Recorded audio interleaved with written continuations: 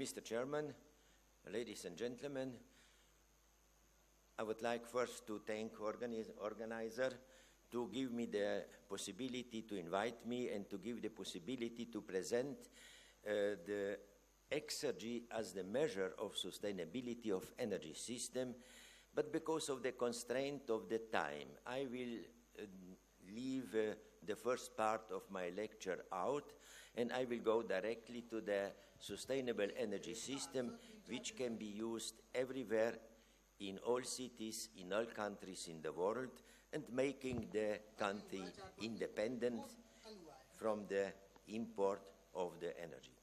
But for the start, we have 4 problems in the world: population growth, greenhouse gas emission, ecological footprint, and of course, uneven political, economical, and social development. In the 45 years, I am sorry that you cannot see very well, there was the Club of Rome, which make a simulation about the future development on the Earth, and they have make also a simulation business as usual.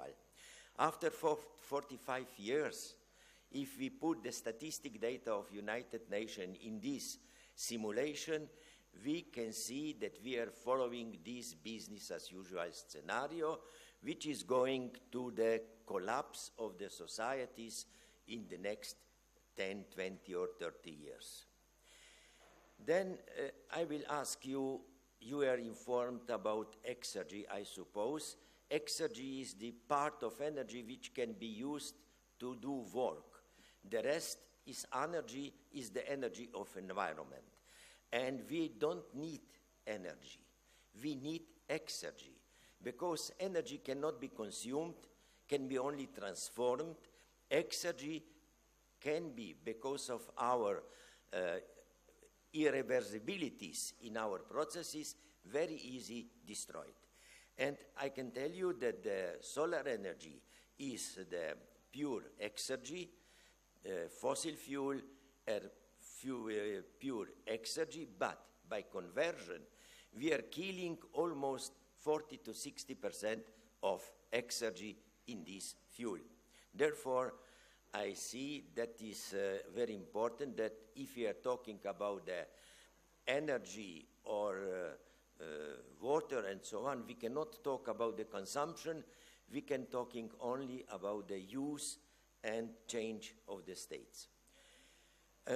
I will go further because we have no time, and I use for the evaluation of the quality of the system life cycle exergy analysis and life cycle cost analysis. And I will show you that in the nature, natural energy resources are classified as natural flows and natural stocks.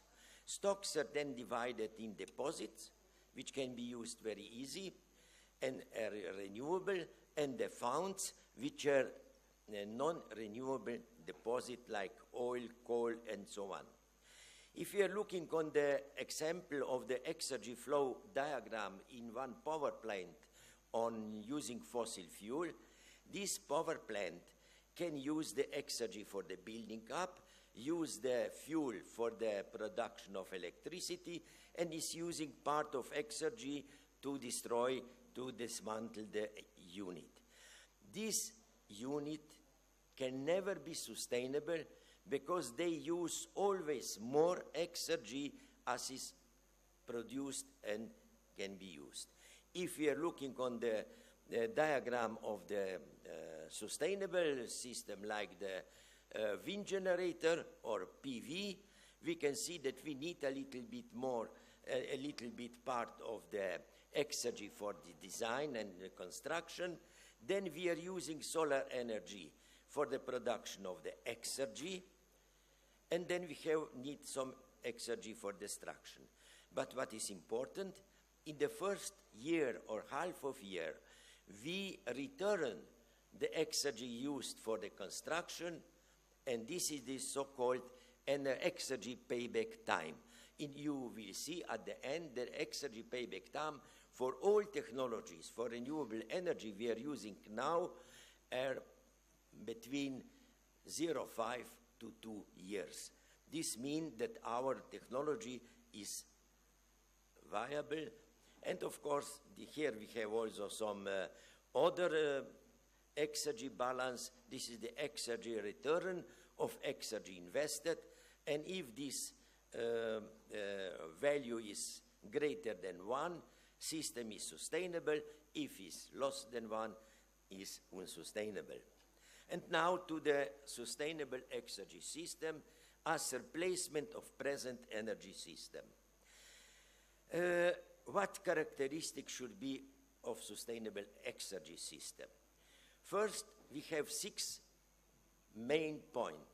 First, source of exergy must be inexhaustible, available everywhere on the planet. Zero emission of greenhouse gases, available any place, at any time, in all needed form of exergy solid. This is mostly the solid biomass, liquid, and gas, and of course the electricity. Fourth, the system must be compatible with existing infrastructure with minor adaptation. Fifth, in transition period, both systems has to be working together in coexistence. And sixth, should be competitive with fossil fuels system in all external environmental costs, if all external environmental costs will be included in the price of energy carrier, which is fossil. What is the sustainable energy system? There we have two basic energy carriers which are in nature: solar electricity or solar energy and biomass. Biomass is growing if you like or not. Rain is falling, biomass is growing.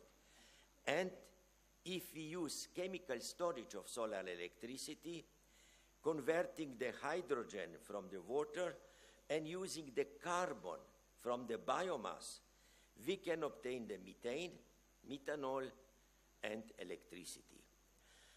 This is the scheme of this system. Why I have chosen methane and methanol. These two chemical substances are which use only one carbon, and they connect with 4 hydrogen. This means if we take the carbon from the biomass, we need small amount of biomass, and biomass is collecting the carbon from the air each day, each hour, and use this carbon connecting with the hydrogen made by solar electricity. Then we can make with known technologies methane and methanol, and these two fluids can be stored as you like long without any problem. I don't exclude the chemical storage with the battery, but this is the limitation. Making the methane and methanol you can store forever. How the proposed solar sustainable energy system comply with our 6 requirements? First, primary exergy sources, solar energy in all forms, and biomass are everywhere available. There is no emission of greenhouse gases. Proposed exergy carrier can be used anytime on any place. Proposed system don't need, what is very important, new infrastructure. We have the power lines, we have the gas pipelines, we have the liquid storage, everything exists. We should make some adaptation, and maybe if the consumption or use of energy is growing, we can add some of this installation. All exergy carriers coexist with present energy system. Methane can be used in all equipment we are using now. Methanol can be used in all internal combustion engines, and we have no problem with this. And of course, the system should be competitive. Competition, as the chairman is saying, is possible. Why? Because we are now giving about $3 trillion per year subsidies to the fossil fuel. If we include these subsidies in the price of fossil fuel, there is no problem. All renewable sources will be economically feasible. What we have to replace. Here is the picture, I don't know if you see. The present amount of the renewable energy in the world compared to the fossil fuel use is very small. We need to grow much faster. We need to go in the revolution of the energy system because the evolution is too small, not too enough. The question is, do we have enough resources? Solar energy is no problem. Organic carbon, even not. Copper, lithium. I have been calculating. You can see here the IRENA technical availability of the solar energy, renewable energy. According to this calculation, we need in the year 2050 only 6.7 technical potential of renewable energy in the earth. So this means that the use of solar energy is the question of the banking, is the question of the political will, is not the technological question. Carbon from biomass. At present knowledge, the carbon of biomass, carbon stock is huge. And we can use only small amount of this carbon, less than 6%, and we can cover all the needs to make the methane and methanol for all the population. Hydrogen, there is no problem. We need just the electricity. Copper. To have the copper for the electric car, for the wind generator, and so on, there was sometimes thinking that there will be the problem. No. By the copper, the problem is only building of the capacity. We have to invest. Yes, I will go. Lithium, the same. And the technology, if you see the exergy payback time and exergy return of exergy investment, all the technologies, PV, wind, hydro, biomass waste, exergy payback time is between 0.2 and 1.5 year, and exergy return of invested exergy is much more than 200 years, so that there is no problem.